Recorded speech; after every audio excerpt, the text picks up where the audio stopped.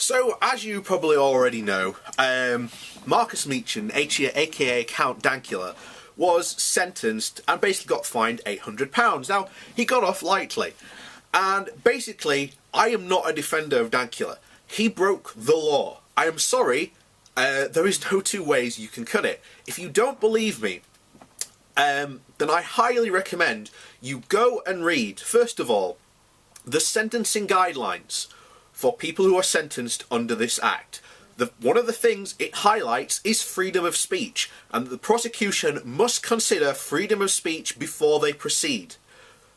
As I said before, last time we covered this, the prosecution filled every single requirement to be able to take Dankula to court and have him sentenced. Not only that, I highly recommend you read the High Sheriff's summing up of this case. It first of all proves that A, he's a lying twat. Okay?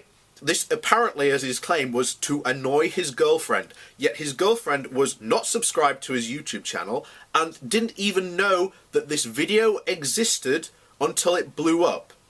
Not only that, she also brings up his own words in a interview he did with a journalist that he said himself he meant to be offensive.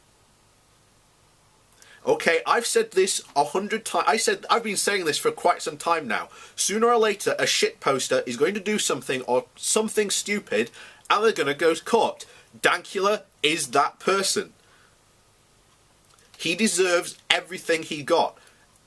I'm sorry if you feel that way, but that is the truth. And if you don't believe me, go and watch Kevin Logan and Kirsty Winters on Kevin Logan's channel, and they go through both the sentencing guidelines and the High Court's summing up of this case.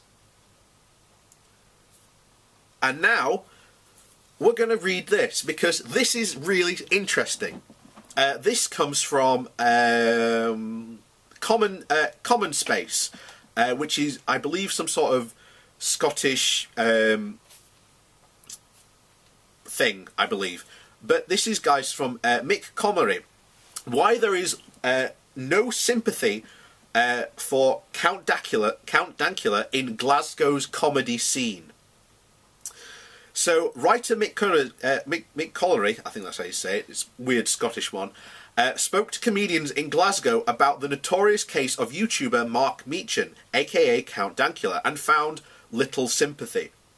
The Count Dankula saga has come to an end, with the irritating pug-sporting YouTuber Mark Meechan walking away from the Ardell Sheriff Court with an £800 fine. For anyone lucky enough to have missed this particular media circus, this was due to him making a YouTube video which the Express proposed for annoying his girlfriend. Meechan reminds us in every interview of teaching his pug dog to perform Nazi salute, while he giggles and dribbles and uses the phrase "gas the Jews" 23 times. This has led to commenter cameo appearances from everyone from rightly offended Jewish activist groups to washed up celebrities, animal rights activists, and naturally the far right. In short, it's been a bit of a shit show. For me personally, the most offensive thing about this whole debate is that the news media frequently referred to Mark Meechan throughout this as a comedian. Mark Meechan is low tier, a vlogger.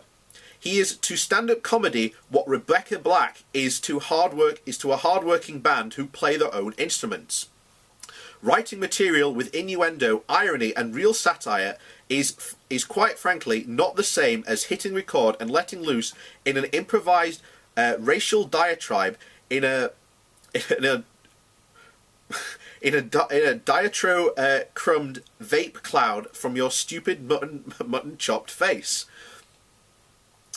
I feel like I shouldn't even have to spell it out at this point, but there is a difference between making a point that upsets people and making a point of upsetting people. Without commenting on the wide issue of free speech, or the fact that prosecuting him was an embarrassing waste of money that has only served to increase his notoriety.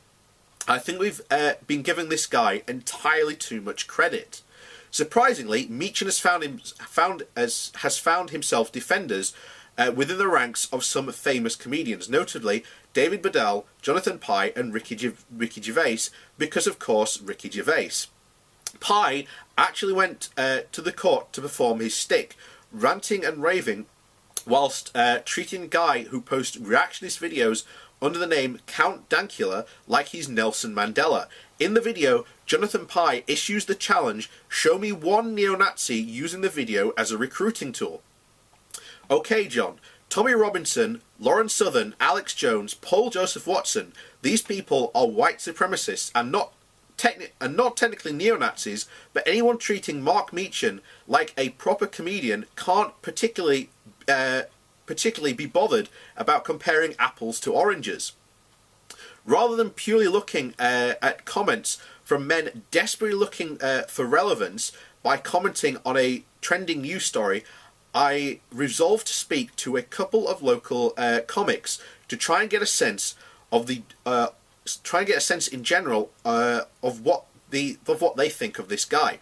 Here in Glasgow, at least. So, veteran stand-up Richard Brown says, anyone can call themselves a comedian. He's not a peer.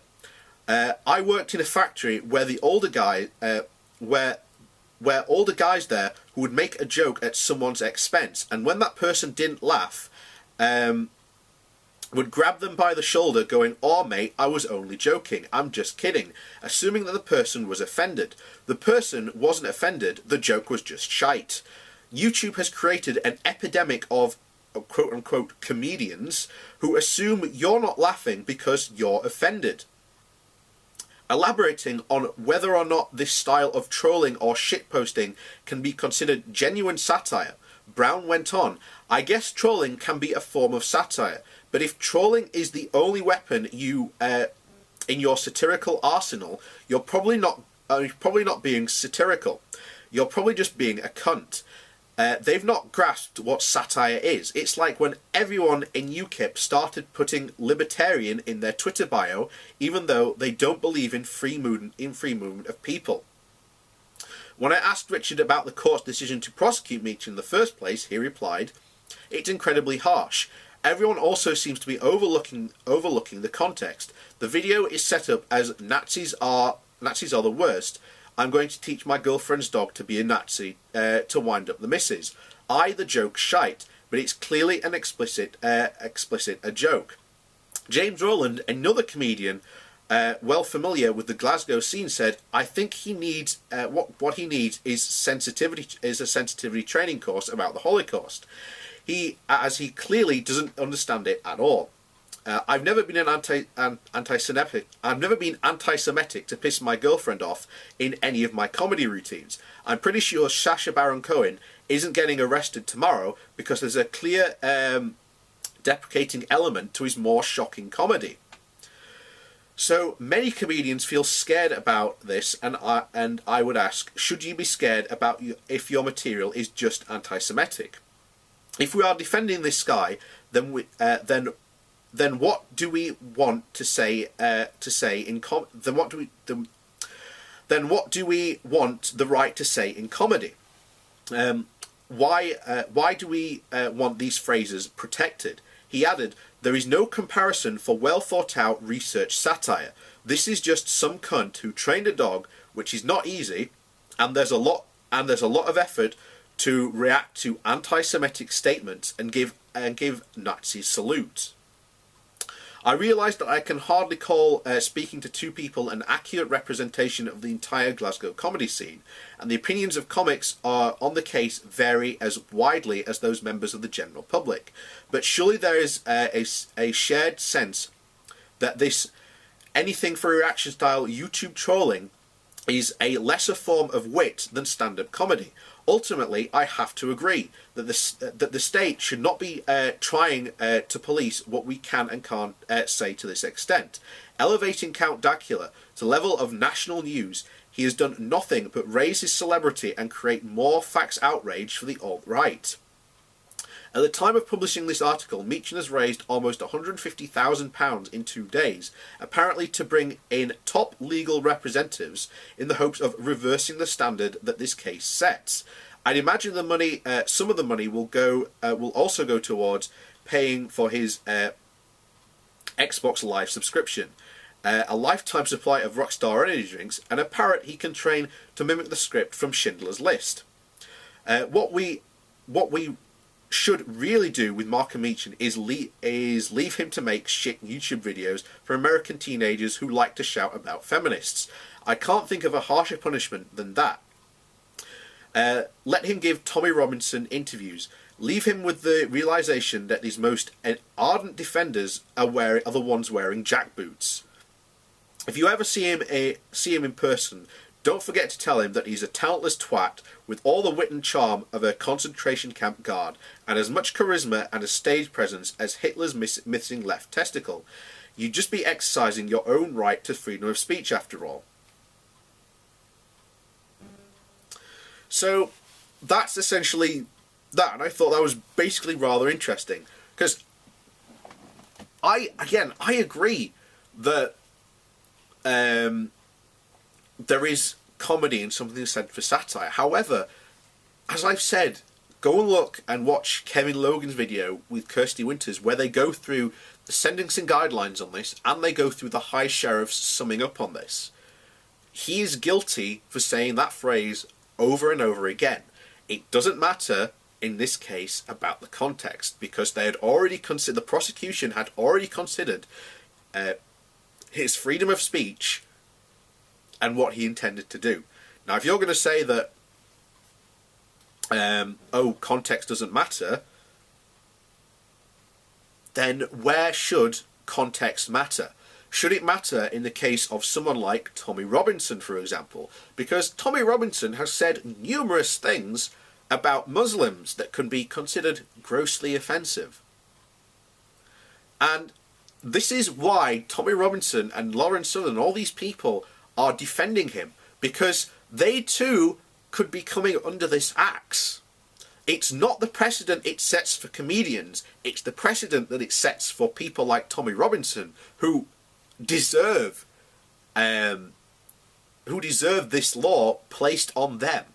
This is not a freedom of speech argument. And I reiterate that time and time again. This is not a freedom of speech argument. He admits he did this to be offensive.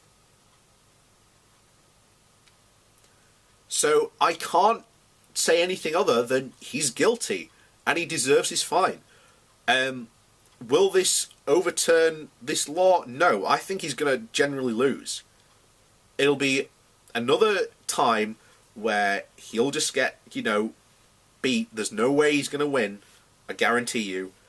But yeah, I agree with that article. Let this guy realise that the only people supporting him are the ones wearing the jackboots, because this is who this law will now start to apply to. That's the precedent is now set. Interesting enough, not for comedians, because remember, this law has been in place since about 2003. How many other quote-unquote comedians have been charged for this? None. Because the law specifically took into consideration his freedom of speech before they took him to trial. And if you can't admit that, then you are being drawn into Count Dankula's ridiculous bullshit. I'm sorry, but yeah, this guy deserved everything he got. And I've said this for a while. I've said this for again, years. Sooner or later, there is going to be a shit poster that gets taken to court. Count Dankula is that shit poster. This is not the hill you want to die on, people. You are going to get incredibly bloodied by dying on that particular hill. So if you have funded Count Dankula, I highly recommend you pull your funding from his appeal. Because this is not a guy you should be defending your freedom of speech values on. This is not one you should be pinning your hopes on. Because you are pinning your hopes with a lot of racists who are hoping that they are not the next ones to be targeted when they have, well, when they fully deserve it.